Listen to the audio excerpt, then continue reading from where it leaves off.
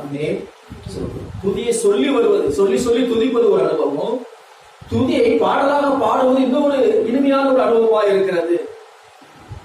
வேதம் சொல்கிறது, இவர் இந்த ஜனத்தை நான் எனக்கென்று ஏற்படுத்தினேன், இவர்களின் துதியை சொல்லி வருவார்கள். ஏசாயா 43:21 அதை வாசிக்கிறோம். துதியை சொல்லி வருவார்கள். துதியை சொல்லி சொல்லி சொல்லி கர்த்தரை என்ன செய்வார்கள்? மகிமைப்படுத்துவார்கள். இது ஒரு அனுபவம். அது மாத்திரமில்ல, ஏசாயா 43 சோத்திரம், சங்கீதம் 79:13 வாசிக்கின்றோம்.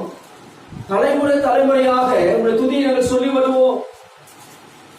தலைமுறை தலைமுறையாக உங்களுடைய துதியை சொல்லி வருவோம் என்று அங்கே வாசிக்கிறோம். கண்பானவர்களே, அப்ப துதியை சொல்லுவது மட்டுமல்ல, துதியை என்ன செய்யணும்? பாடலாக என்ன செய்வோம்? பாட வேண்டும்.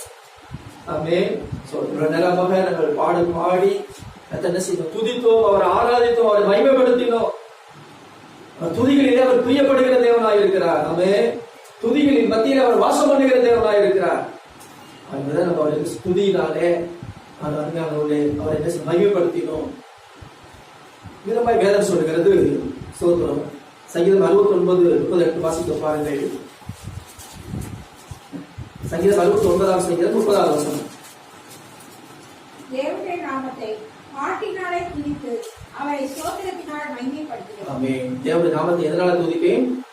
பாட்டினால். பாட்டு, கர்த்தரை பாடுகிற பாட்டினால நான் துதித்து உன் ஸ்தோத்திரத்தினால் என்ன பண்ணுவேன்? நான் மகிமைப்படுத்துவேன். இதுவே கர்த்தருக்கு பிரியமா இருக்கணும்னு சொல்லப்பட்டது. வாசிக்கிறோம். கொம்பு பில்பட கொண்டுள்ள காலை எழுதை பார்க்கிறோம். எதுவே கர்த்தருக்கு பிரியமா? கர்த்தரை துதிப்பது, பாட்டினால துதிப்பது. துதியும் பாடல் எப்போ வரும்? கர்த்தரை விசுவாசிக்காதான் வரும். ஆமென். கர்த்தரை விசுவாசிக்கப்படுது.